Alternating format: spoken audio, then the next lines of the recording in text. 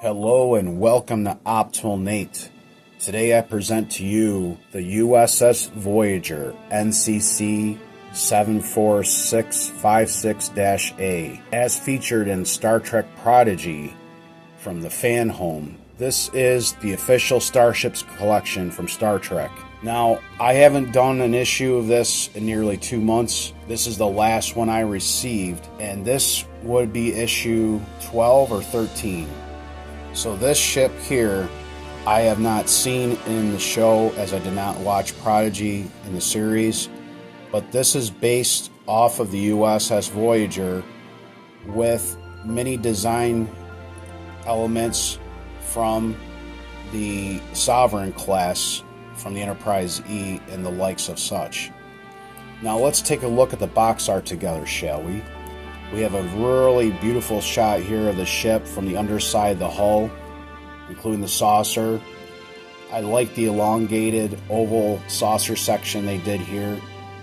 This part here where the secondary hull meets the bottom of the saucer section is very comparable to that of the Enterprise E in the design they use with that.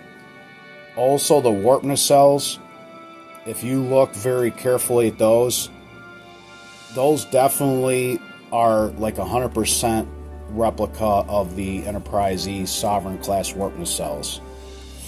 So you have the Star Trek Prodigy logo here. Lets us know it's the USS Voyager. I love the shiny logo they've used on these ship collections. Starship Collection Star Trek from Fanhome. You have a nice overhead shot of the artwork featuring the ship going through the cosmos with the logos again on the side.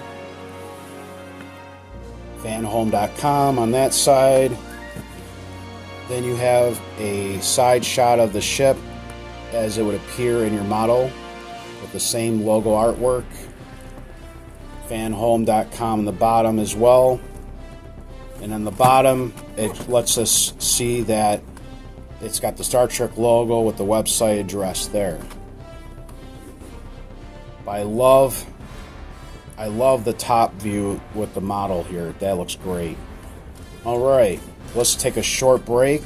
We'll pause.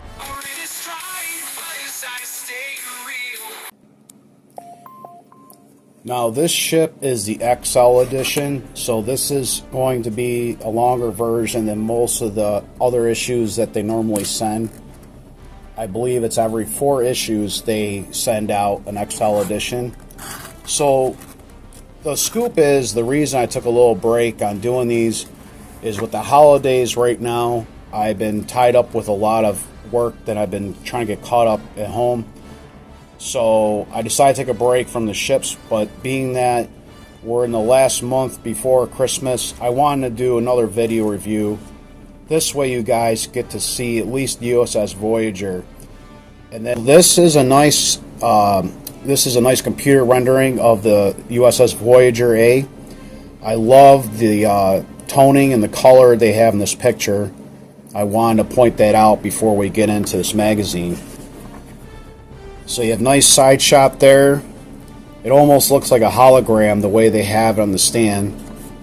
You have a front side here. You got a nice wide nacelle in the middle there, which is very reminiscent of the USS Voyager from the famous show on TV.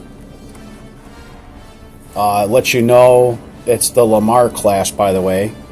So it was launched in 2384. It was captained by Admiral Janeway. Propulsion is impulse, warp, and quantum slipstream, and has 29 decks. I don't remember the complement of the original Voyager, but I believe this is significantly larger. And it goes on and it has the name of the ship here. It tells us some more information. So this was a special class science vessel that was launched from Earth in 2384, 6 years after its predecessor returned to Earth. So it wasn't that long after. Let's see. So there is more information in there that you can read through. It does let us know it has 29 decks. Now this ship would have a crew of more than 800 Starfleet officers and civilians. It was designed for exploration and had 2 schools on board.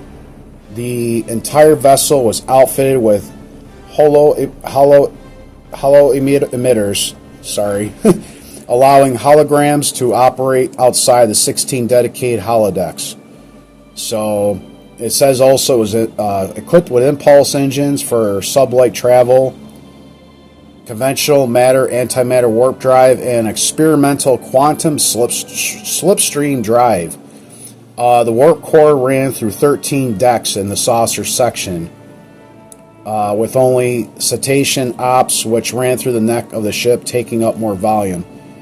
So they also mentioned this had 2 shuttle bays, one in the traditional position at the rear of the secondary hull, and a smaller one at the front of the saucer section.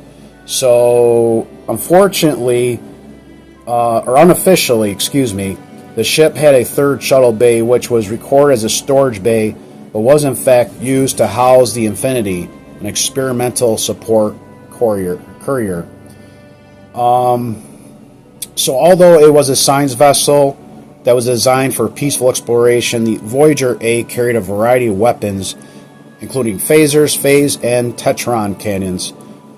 So this ship was loaded. 45 biomolecular weapons of the kind that had been developed to combat species 8472. I remember them. They were very deadly. 84 isokinetic cannons, tri-cobalt devices, photon, politron, transphasic. Alright, there's so much in there, I'm not going to keep up with it. But you get the gist. So here's some more artwork renderings. The only thing I don't like is it is kind of dark, so it's hard to see any real details. It has a very steady blue tone going through all the imagery here. But the lighting effects look great. And then we'll go through this one last time here. It talks about designing the Voyager-A. And it gives you a size comparison to the Gorn. So definitely a big difference in size there. Alright, and so this is what I was looking for.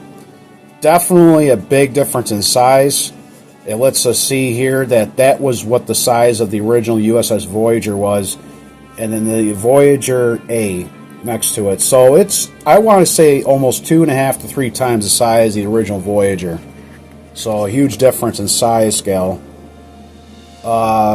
One of the big questions about the ship is that the hull should have what the hull should have looked like. They want it to be more heavily armored than its predecessor. Ultimately, the producers decided the surface of the hull should look more like the Protostar. So I can see now the angle they were going with. And here are some more breakdowns showing you the inside a little bit of what the framing structure would look like. This ship is definitely jacked, I gotta say that. No pun intended. Alright, so I think we've seen enough with the booklet. Very well informative. I suggest if you did get this ship, you take some time to read through the material. Even for not having watched the show and seeing the ship in the series, I must admit the magazine is very informative and helped educate me just now. That was my first time looking at it, so you know, I didn't know anything about it. So we'll take the top off here.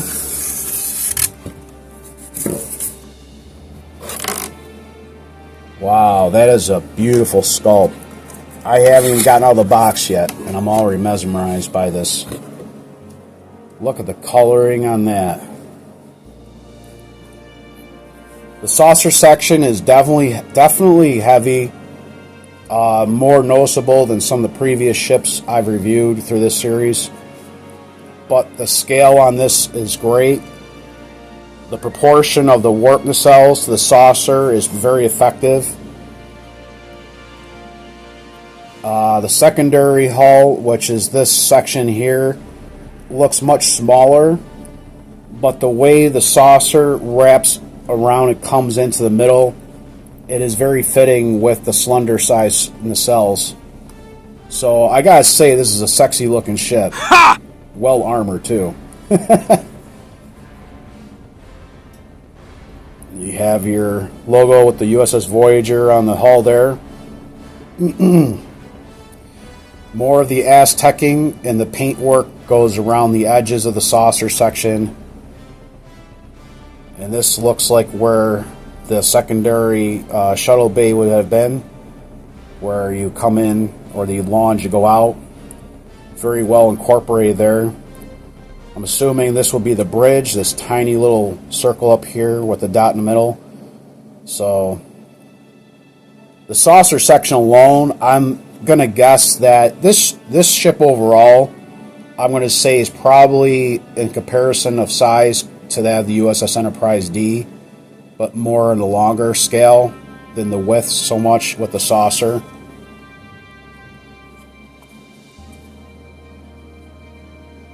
Very nice on the bottom here.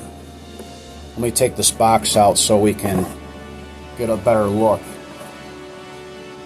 Alright, so we'll set it up in a moment, but I want to get angled a little better so we can get a look at the secondary hull with the navigation deflector dish. The only thing I would have liked to see is perhaps, okay, it does have light fluting.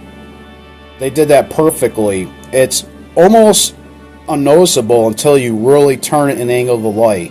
Let's bring that in a little bit more so you get a better... Oh wow, I love how it just kind of goes around the edges like that. That is perfect. I'm going to be honest, for this being the Voyager-A, it is much more comparable to that of the Enterprise E than the USS Voyager. The only real noticeable similarity between this new version and the original Voyager, like I mentioned beforehand, is the navigational deflector dish. That part right there is about the only thing I can say that really complements the original ship. The rest of this is dead-on Sovereign class Enterprise E, but with the overall structure more comparable to Voyager for the outlining. But I give them kudos. I'm definitely going to give this a solid 8.5. I would give it a 9 if they would have had a few more elements from the original Voyager in this ship. But I digress. I still love this. Solid design. I can't say that enough. I'm trying to see if there's any light fluting in the warp nacelles. I don't really see any light fluting in the warp nacelles. That is a little bit of a disappointment. So I will, though. Okay, they do have it a bit on the top here in the upper pylons. So they did incorporate some in the warp nacelles there. I guess I'll have to give them more credit for that. So we'll go with a 9 for that. I just didn't notice it beforehand when I was on the other side. But really impressive ship. Let's take a quick pause and we'll get set up on the display stand. Alright, so you have your clip here that will hook onto the back of your saucer section. And if you're new to my channel, in my past reviews, I've always referred to these as the hockey pucks that you get. Sometimes they're tedious to get out, sometimes they come out nice. For me, it's been kind of in between. I appreciate the fact that Fanhome puts the felt in the bottom that keeps it from slipping and sliding when you have it on a surface. We'll put that here. I want to clip that in. Don't press these too hard, as in a previous video I did. When I was pressing it in, the little nipple on the bottom snapped off on the base, so I had to re-glue it. So just be careful when you put those in. Bring your ship down, lean the tip of the saucer section downwards a little bit, and then bring it right in. And there you go. Beautiful ship. Very impressed with this. Now that I have this set up properly, and you can see it better, I'm going to try something with my light. We're going to test the light fluting. I want to see if the red lights up a little bit more. Not a whole lot, but very faintly you can see some light fluting in the tips of the warp nacelles. So they did a decent job overall. Personally though, I would have liked to see a little bit more Aztecing, maybe on the top of the warp nacelles, because it's very consistent with the flow. On the saucer section, they really concentrated on the front end, but as you go back steadily, the Aztecing just seems to steadily decrease a little bit more and more.